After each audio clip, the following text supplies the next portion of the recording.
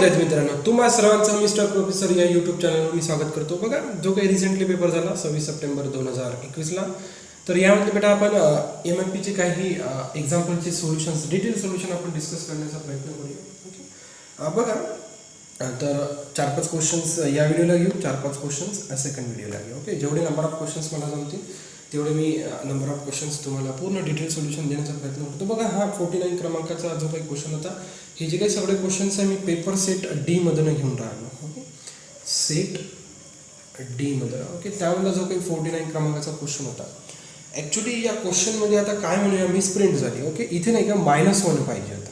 Okay, इथे -1 पाहिजे होता. हा ॲक्च्युली इतका स्टँडर्ड क्वेश्चन्स आहे. ओके, बघा बेटा, यावेळेस जर पेपर जर चेक केला तर इतके स्टँडर्ड क्वेश्चन्स आपले म्हणजे ॲज इट इज त्यांनी बेटा, जर तुम्ही मॅथमॅटिकल फिजिक्ससाठी जे काही स्टँडर्ड बुक्स वापरले असणार HK दास वगैरे, तर HK दासमध्ये म्हणा किंवा हा क्वेश्चन महाराष्ट्र सेटमध्येच नाही तर इव्हन UPSC MPSC जे काही मॅथमॅटिकल आपल्या फिजिक्स रिलेटेड जे काही एक्झाम्स आहेत त्या एक्झाममध्ये हा क्वेश्चन आलेला आहे. त्याच्यामुळे हा क्वेश्चन नवीन आहे किंवा अशातली काही गोष्ट नव्हती. ओके, गिवन मॅट्रिक्स दिलेला होता, फक्त त्यांची चुकी ही झाली की इथे काय पाहिजे होतं, -1 पाहिजे होतं, परंतु त्यांनी +1 दिला.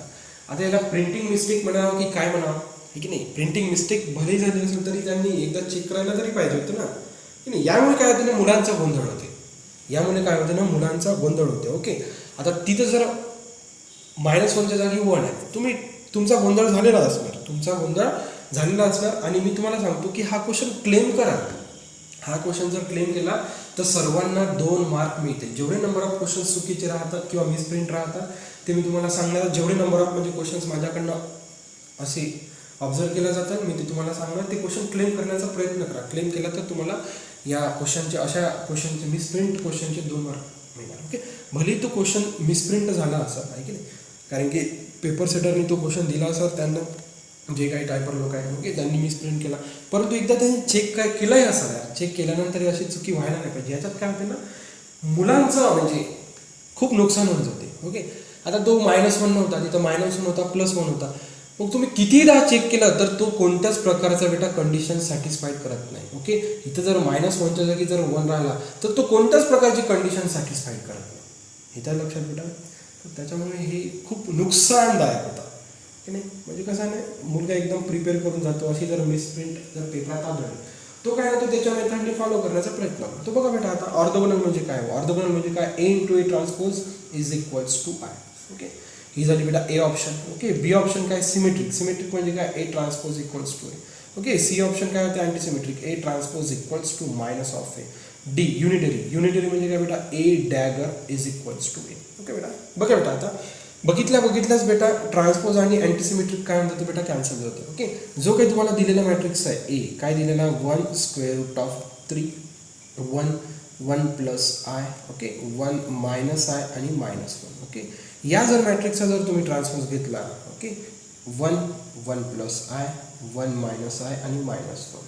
ठीक आहे, वाटते का तुम्हाला. बघा, इथं 1 + I आहे, इथं 1 - I, म्हणजे A transpose equals to A नाही आहे. ओके, किंवा A transpose equals to -A पण नाही होऊ शकत. म्हणजे सिमेट्रिक अँटीसिमेट्रिक बेटा, म्हणजे ते ऑप्शन बघितल्याबरोबरच कॅन्सल होऊन जाते. राहिली गोष्ट दोघातच बेटा, एकतर ऑर्थोगोनल, एकतर बेटा युनिटरी. ओके, आता ज्या लोकांनी म्हणजे स्टँडर्ड बुक जर रेफर केले असणार तर हा नाही का बेटा, युनिटरी मॅट्रिक्स आहे.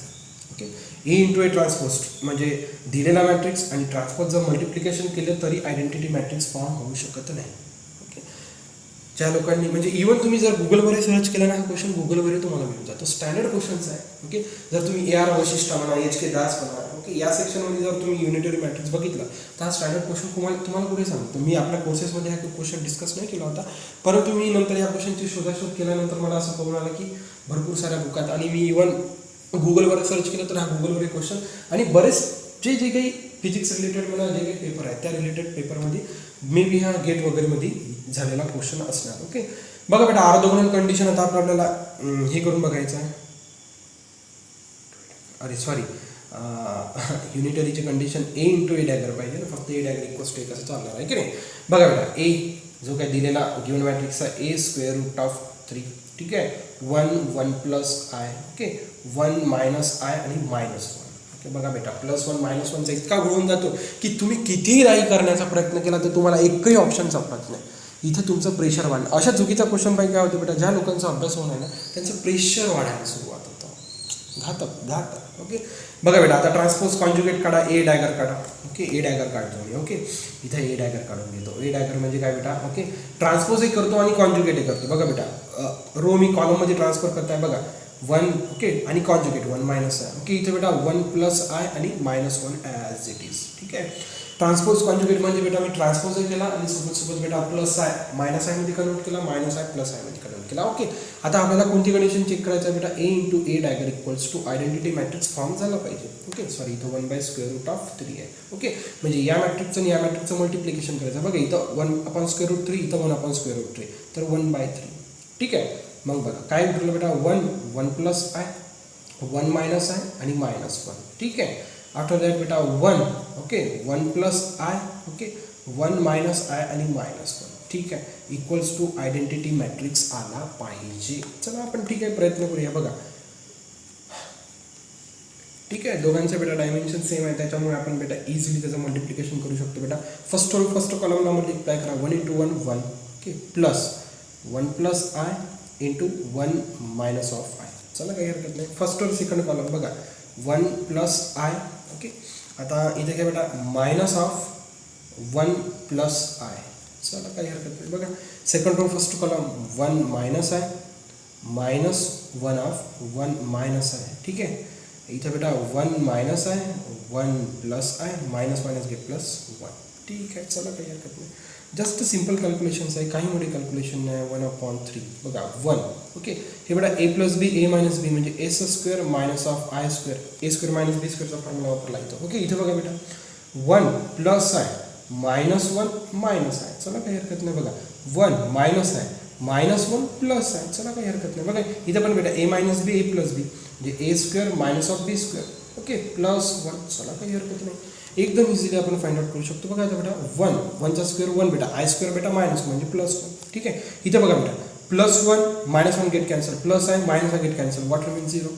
+1 -1 minus I plus I get cancel, what remains 0. Okay इथे बेटा 1 i² म्हणजे बेटा 1 ओके +1. चला काही हरकत नाही. बघा 1/3 ओके 1 + 1 3 0 0 3 ओके. आता जो काही बेटा 1/3 आहे तो आतमध्ये मल्टिप्लाय करा 1 0 0 1. अरे व्हेरी गुड. ओके म्हणजे A into A dagger is equals to I. ही कंडिशन बेटा आपल्याला मिळाली. ही कंडिशन मिळाली म्हणजे जो काही गिवन मॅट्रिक्स आहे तो युनिटरी मॅट्रिक्स आहे असं आपल्याला आता पूर्णपणे विश्वास. फक्त बेटा मी स्प्रिंट -1च्या जागी यांनी लिहिलं होतं 1.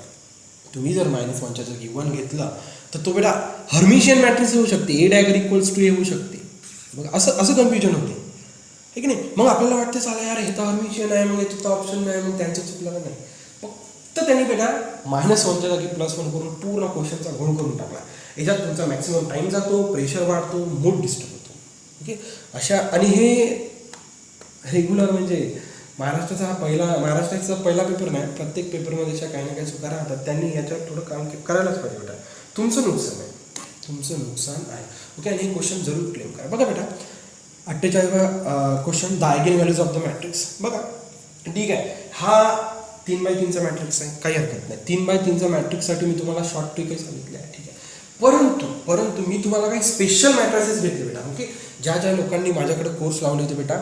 बघा बेटा तुम्ही यूट्यूबवर हा क्वेश्चन कशा प्रकारे तुम्ही तिथं सॉल्व्ह करून दिला त्यांनी मला माहिती नाही, परंतु आपण जी मेथड राहणार ती अत्यंत युनिक मेथड आणि इतक्या फास्ट आन्सर निघणार की ही मेथड मी सांगतो ना तुम्ही कुठंच सोल्युशन नाही मिळणार असं तुम्हाला. बघा बेटा ओके मी तुम्हाला बघा जेव्हा आयगेन व्हॅल्यूचा जेव्हा टॉपिक शिकवला होता कोर्सेसमध्ये तुम्हाला मी स्पेशल मॅट्रिसेस शिकवले होते. Okay special matrix. ओके तर त्याच्यातला बेटा हा एक स्पेशल मॅट्रिक्स आहे. बघा बेटा तो स्पेशल मॅट्रिक्स 3/3चा. Okay A B okay AB बाकी बेटा 0 0 0 0 C. बघा बेटा 3/3चा तुम्हाला बेटा स्पेशल मॅट्रिक्स शिकवला होता तो या फॉर्मॅटमध्ये. बघा बेटा ओके आता बघा बेटा बघा क्रॉसमध्ये A सेम, क्रॉसमध्ये B सेम. बघा क्रॉसमध्ये बेटा 2 सेम, क्रॉसमध्ये 3 सेम. ओके आणि इथे शेवटी C आहे बेटा, इथे शेवटी Cच्या जागी 1 आहे. ओके म्हणजे बघा बेटा Aच्या जागी 2 आहे. ओके Bच्या ठिकाणी 3 आहे. ओके आणि Cच्या ठिकाणी 1 आहे. ओके या दिलेल्या गिवन मॅट्रिक्सला या मॅट्रिक्सला जर कम्पेअर केला तर A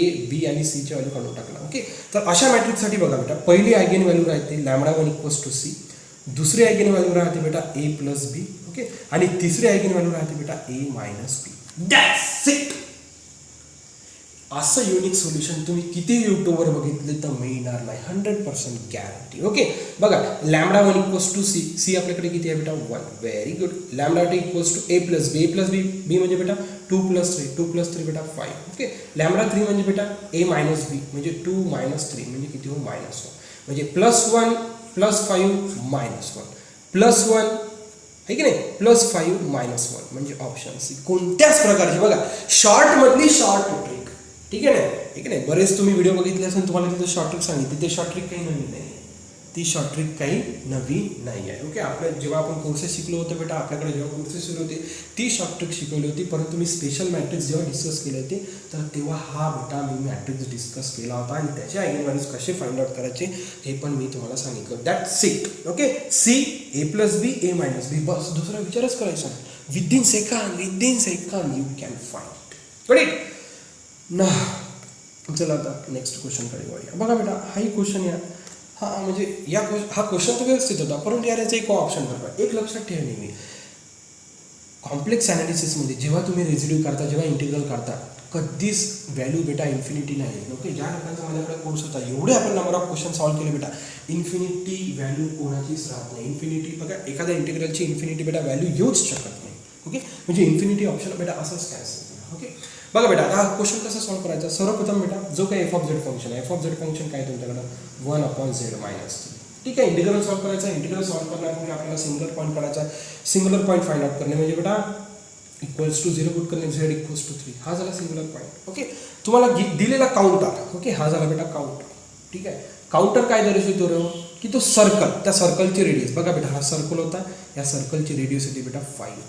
याचा लक्षात बेटा, या सर्कलची रेडियस किती होती बेटा 5. ओके, मग आता या काउंटरमध्ये बेटा गिवन रेझिड्यू टाकायचा. ओके, काउंटरमध्ये काय करायचा बेटा, जो काही तुमचा रेझिड्यू निघाला तो टाकायचा. बघा, magnitude of z -2 equals to 5. Okay, magnitude z किती आहे बेटा 3, 3 - 2 इक्वल्स टू 5, व्हॅल्यू किती आली बेटा 1, विच इज लेस दॅन 5 म्हणजे बेटा 1. ओके, म्हणजे जो काही गिवन रेझिड्यू आहे बेटा तो सर्कलच्या आतमध्ये आहे.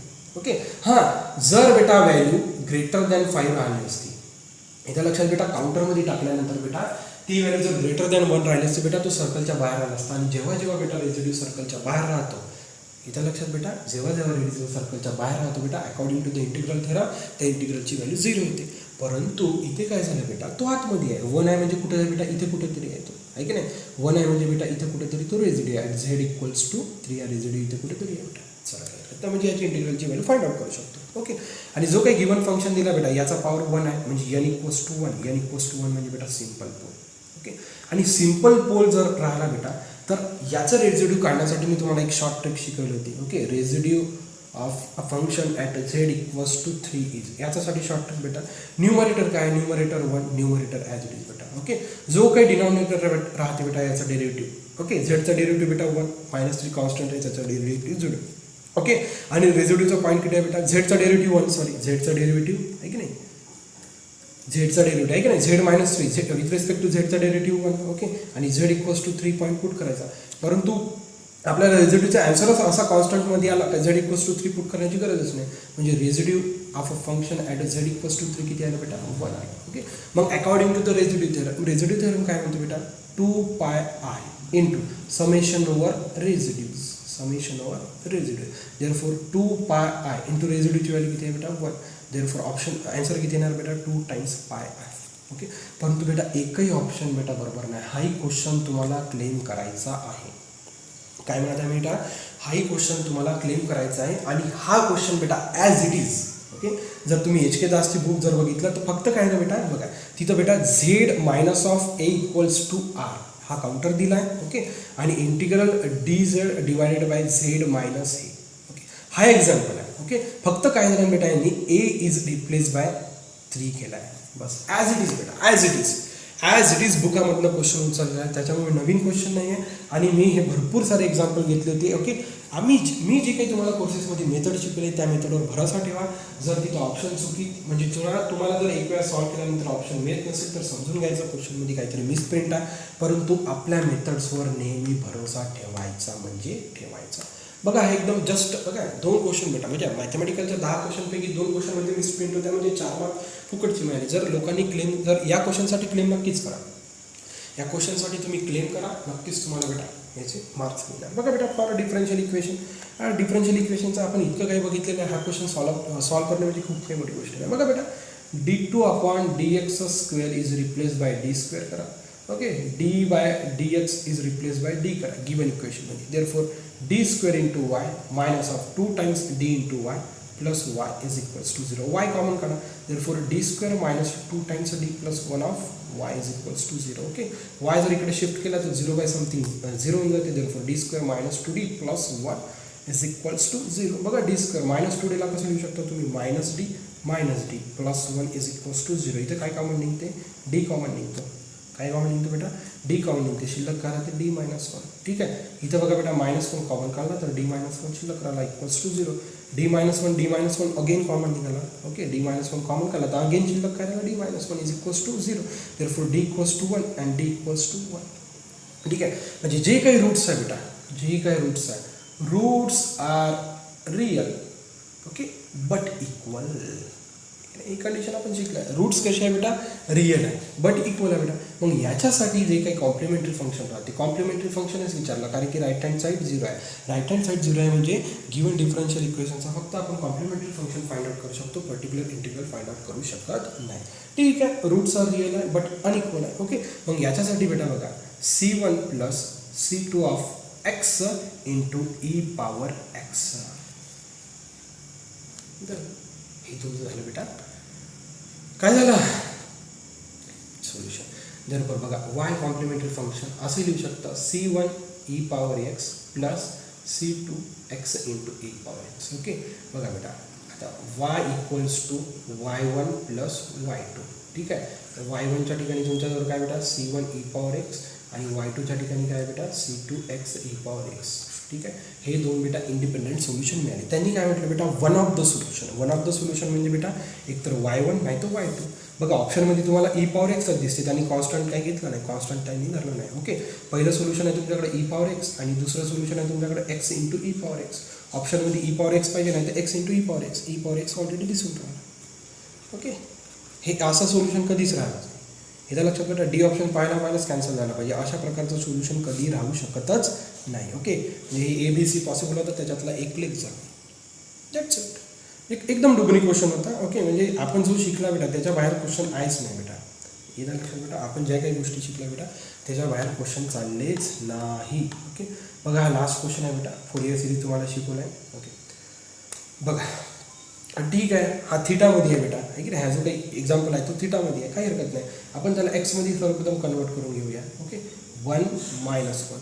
ओके, 0 लेस दॅन x लेस दॅन पाय. ओके, पाय लेस दॅन x लेस दॅन 2 पाय. कारण की बघा तुम्हाला मी जे काही मेथड शिकवली आहे किंवा मी जनरली बेटा एक्स व्हेरिएबलमध्ये घेतो, तर गिवन एक्झाम्पल एक्स व्हेरिएबलमध्ये जर कन्वर्ट केलं तर मला सोपं झालं. इथं लक्षात बेटा, मला सोपं झालं. ओके, आता बघा बेटा याला फोरियर सिरीज ट्रान्सफॉर्म करणे म्हणजे काय बेटा, f of x is equals to a0 divided by 2 summation over. Okay, n equals to 1 to infinity an. Okay, cos of okay 2n pi x divided by b minus a. Okay, plus summation over n equals to 1 to infinity. ठीक आहे, bn cos of 2n pi x divided by b minus a. ठीक आहे, ठीक आहे, याला solve करू. याला equation number 1 बना. परंतु त्यांनी ऑप्शनमध्ये काय विचारलं बघा बेटा, त्यांनी काय विचारलं, even cosine terms only. Okay, both odd and sine, odd sine and cosine terms. Okay, sines terms only, sine terms only. Okay, odd terms only. Okay, म्हणजे त्यांचा असा अर्थ आहे बेटा, बघा बेटा. ओके, कॉस टर्म्स ओनली म्हणजे बेटा an. Okay, an not equals to 0 पाहिजे. an नॉट इक्वल्स टू 0 राहिलं तर कॉस टर्म्स येते. ओके, म्हणजे बघा बेटा an नॉट इक्वल्स टू 0 आणि bn नॉट इक्वल्स टू जर 0 राहिलं. ओके, दोन्ही बेटा an पण नॉन झिरो आहे, bn पण नॉन झिरो आहे, म्हणजे कॉस आणि साईनच्या दोन्ही टर्म राहणार. अरे सॉरी, साईन घ्यावं लागणार नाही तर bnच्या जागी तेच तर म्हणत आहे. इथं साईन घ्यावं लागतं ना, आहे की नाही. इथं साईनची टर्म आहे की नाही. म्हणजे हे जर दोन नॉट इक्वल्स टू 0 राहिले तर साईन आणि कोसाईन राहते. ओके, मग जर an इक्वल्स टू 0 राहिला, an इक्वल्स टू 0 आहे की नाही, काय म्हणत आहे बेटा, an इक्वल्स टू 0 झाला म्हणजे काय बेटा, कॉसची टर्म कॅन्सल होऊन जाणार, फक्त साईन राहणार. ओके, मग सपोज जर bn इक्वल्स टू जर 0 झाला, bn इक्वल्स टू 0 झाला म्हणजे ही टर्म 0 होऊन जाणार, म्हणजे फक्त कॉसची टर्म. मग आता हे आपल्याला व्हॅल्यूज फाइंड आउट करायचे आहे की नाही. आपल्याला काय फाइंड आउट करायचं बेटा, व्हॅल्यूज फाइंड आउट करायच्या. बघा बेटा, आता हे ऑप्शन्स असे दिले आहे म्हणून ए नॉटची व्हॅल्यू काढण्याची काही गरज नाही, कारण की त्यांनी जे काही आन्सर विचारला आहे साईन कोसाईनमध्ये विचारला, ए नॉटची काढण्याची गरज नाही आहे. इथे लक्षात बेटा कसं चेक करायचं बेटा, ए नॉटची काढण्याची गरज नाही आहे, कारण की आपल्याला काय विचारलं बेटा त्यांनी आन्सर, एक तर साईन अदरवाईज कोसाईन. येत आहे विद्यार्थी मित्रांनो लक्षात, आपल्याला ए नॉट फाइंड आउट करण्याची गरज नाही त्यांनी, कारण की त्यांनी जे आपल्याला ऑप्शन्स दिले आहेत ते बेटा साईन आणि कॉसमध्ये दिलेले आहे. त्याच्यामुळे आपण ए एन आणि बी एन काढण्याच्याच प्रयत्नात राहायचं. इथं बेटा असं तुम्हाला इथे म्हणजे काय म्हणू शकतो, असा तुमचा प्रयत्न राहायला पाहिजे की क्वेश्चन कसा मिनिमाइज करायचा. ओके, आला ना माझ्या कसं एकदम लक्षात आलं ऑप्शन बघून. बघा आता काय करायचं आपण, ठीक आहे, आता मी तुम्हाला डिटेल सोल्युशन सांगत आहे, मी ए नॉट पण फाइंड आउट करणार, त्याच्यात काही प्रॉब्लेम नाही. ओके, पण सुरुवातीला बेटा तुम्हाला ए आणि बीची व्हॅल्यू काढून घ्यायची आहे. बघा ए आणि बीची व्हॅल्यू कधी काढायची बेटा, बघा ए झाला बेटा लोअर लिमिट म्हणजे ए इक्वल्स टू 0 बेटा. ओके, बी झाला बेटा अप्पर लिमिट किती आहे बेटा 2π. ठीक आहे, एची पण व्हॅल्यू काढली, बीची पण व्हॅल्यू काढली, चला काही हरकत नाही. सर्वप्रथम ए नॉट काढा. ए नॉटचा काय फॉर्म्युला बेटा 2 divided by B minus a. Okay, बीची व्हॅल्यू किती आहे 2π. ठीक आहे, एच व्हॅल्यू किती आहे 0, देअरफॉर बी मायनस ए किती यायला पाहिजे बेटा 2π. चला इंटिग्रल. ओके, लोअर लिमिट बघा बेटा, आता 0 to π मध्ये एक फंक्शन दिलेलं बघा, f of x equals to किती दिलं बेटा आपल्याला 1 आणि -1. ओके, 1 कुठे दिलं आहे बेटा आपल्याला 0 to π मध्ये, आणि π to 2π मध्ये आपल्याला काय दिलेलं आहे -1. फंक्शन स्प्लिट अप करायचं. आता या लक्षात 0 to π मध्ये फंक्शन किती दिला बेटा एफ ऑफ एक्सची, म्हणजे ए नॉटची का हे काय राहतं बेटा f of X into dx है कि नहीं, देयरफॉर 2 अपॉन बी मायनस ए किती आहे बेटा 2π.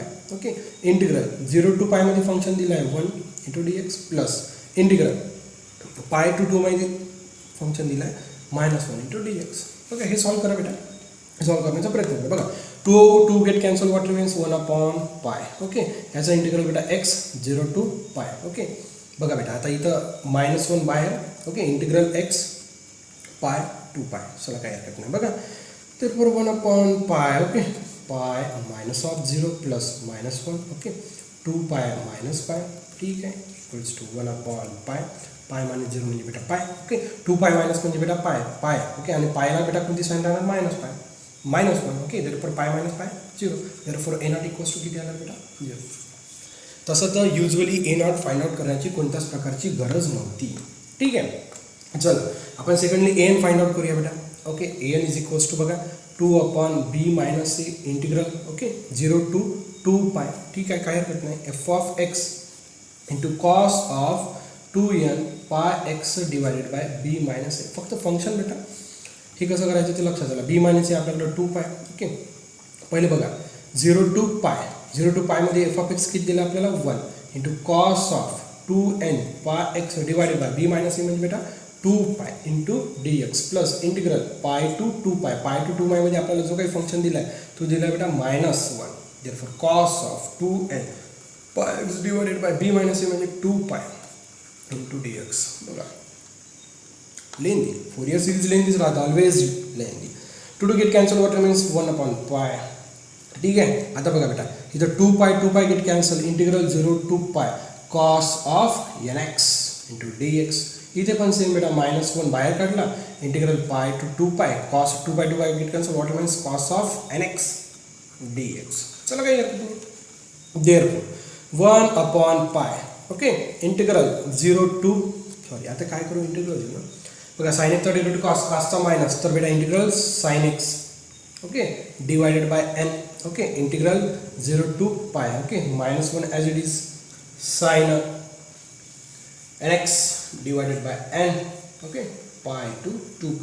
बघा बेटा 1/n कॉन्स्टंट आहे, 1/n काय करतो बाहेर काढून घेतो, सरळ 1/π टाइम्स n लिहून घेतो. ठीक आहे, आता बघा बेटा मी काय करतो एक्सच्या ठिकाणी काय टाकतो बेटा पाय टाकतो, sine nπ minus sine of 0 plus -1.